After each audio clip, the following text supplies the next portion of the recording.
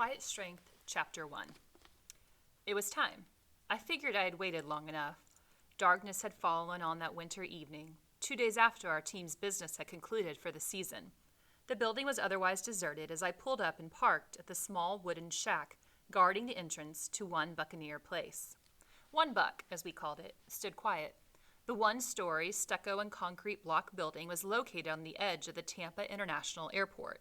The color of butter pecan ice cream, this was the original building that housed the newly formed Buccaneers in 1976. Rather than expand the building as the organization exploded in size over the years, as personnel were added for coaching, scouting, marketing, public relations, ticketing, and other functions, the Bucks had simply added a series of trailers on the other side of the small parking lot in the late 1990s. The trailers were collectively known as 2 Buck. So here, Chapter 1 of Quiet Strength is taking place in Tampa, Florida, and we are at the Buccaneers' place of business. Oscar, the guard on duty, escorted me through the locked gate on the side of the building. My security code no longer worked. Silently, I gathered 6 years' worth of my professional life from my office. 3 ring binders with notes, play diagrams, a play calling sheets, various books and photographs, my son's video games, and a couple of Buccaneers hats, although I'd never wear them again. I was lost in my memories as I placed these things rather haphazardly in cardboard boxes thoughtfully left out for me by my administrative assistant. No, I realized Laura is somebody else's administrative assistant now. So as a reminder, Quiet Strength is told from the viewpoint of Tony Dungy. Okay, this is his biography. So he's talking about his last day as a Buccaneer, and he tells us there in this paragraph that he has worked there for 6 years. I stopped to contemplate a wood-framed picture in the stack. It had been taken our first year in Tampa, and we were all beaming. My daughter Tiara, my sons Jamie and Eric, my wife Lauren, and me. The stadium grass behind us was a vibrant green, the shade of an Irish meadow, sliced into 5-yard increments by crisp white strips.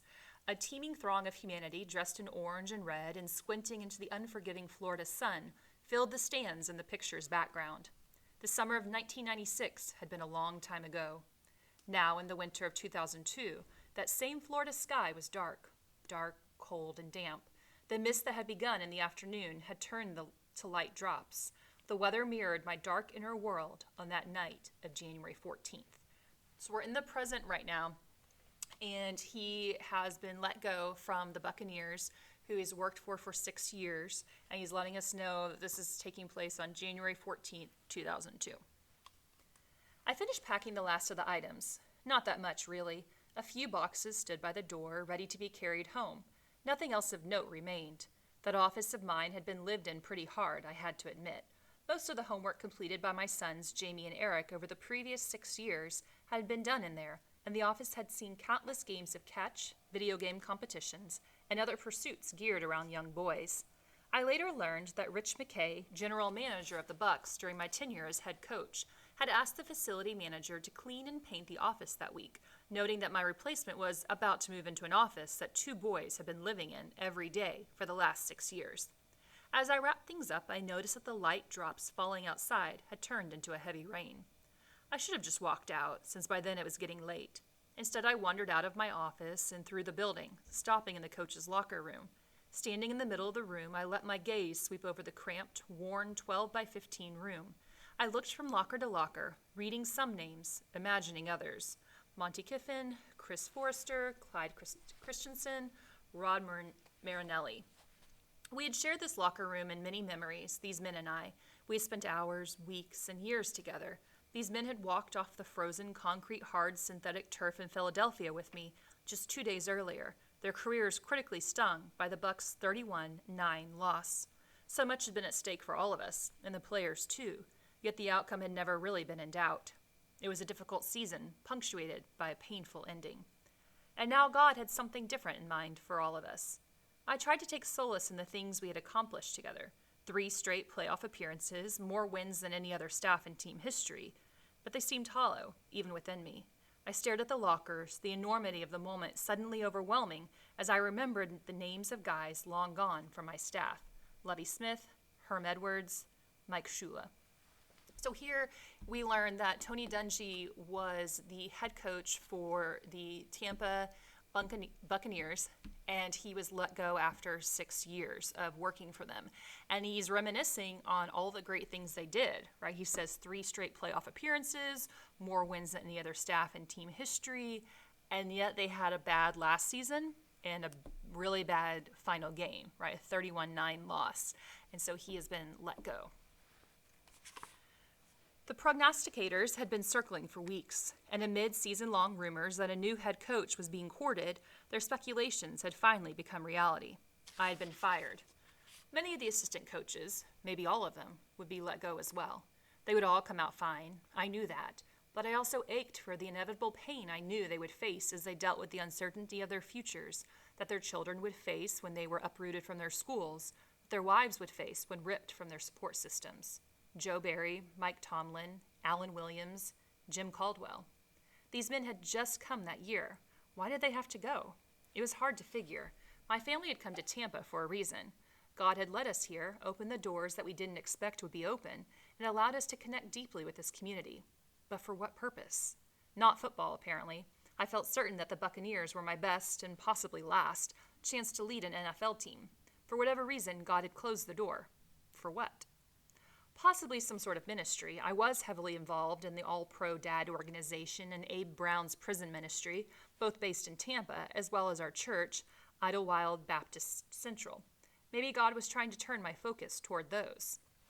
So here, Tony's trying to figure out, why did God send us to Tampa? Because obviously it wasn't for football. I only lasted here 6 years, and I'm ending on kind of an embarrassing game. So why did God lead us here? And he starts to think about all the good he's done in Tampa, all of the pouring into the community he's done, and he's like, well, maybe that's why? But did he have to close this door already, and close it so firmly? It really was hard to fathom. I had been faithful, hadn't I? So faithful in the mission that surely it was going to be blessed by him. I had come here in 1996 with dreams of creating an organization based on values and character, and my staff and I had succeeded in doing just that. But God obviously wanted something else for me now. It wasn't really the firing itself that was a shock, but rather the thought that God was allowing this great experiment to end. Hadn't we tried to do things right? Oscar reappeared. It was late, approaching midnight. I walked out, traversing a path between the squat racks, benches, and other weightlifting machines in the weight area attached to the building. A cool mist blew in under the awning, dampening my 46-year-old face. This half of the weight room was outside and open on its ends inside, but at least the Glazers, the Bucks owners, had partially covered it with a vinyl awning. Although the weights were cooled and heated, mostly heated, according to the daily whims of the southwest Florida climate, they were usually out of direct reach of the elements. I looked to my left, past the row of squat racks and away from the building. Through the dark and rain, I could barely make out the 2 shadowy practice fields. The runway lights of the airport were clearly visible just yards beyond. Where was the burning bush? Where was that still, small voice? Or even better, the loud, booming one? The only voice I could hear clearly was my own, crying out in the wilderness, "When will I hear your voice, Lord?" I returned from my thoughts as Oscar quickly maneuvered between and around the weight machines to beat me to the next door. He pressed the electronic pad, releasing the magnetic lock on the chain-link gate that separated the weight area and practice fields from the waiting parking lot. The Bay 9 news reporter had been waiting all night for this shot. For 2 days, news trucks had been parked along the street, on the front lawn, and the surrounding ditches, wherever they could fit close to one buck. I thought everyone had abandoned the vigil hours earlier, when the Buccaneers had issued a statement that there would be a press conference the following morning. But on a hunch, this reporter had doubled back in the dark and rain, and he was about to hit the jackpot. He must have seen my head over the dark green screen at the fence. He began filming just as I carried the boxes through the gate and into the open area. He was across the street, sitting in the back of a news van on an airport property, but given the narrow street and small parking area, he is no more than 50 feet away. The lens on his video camera more than compensate for the short distance as I walked directly toward him. His nighttime footage of me would air repeatedly over the next several days.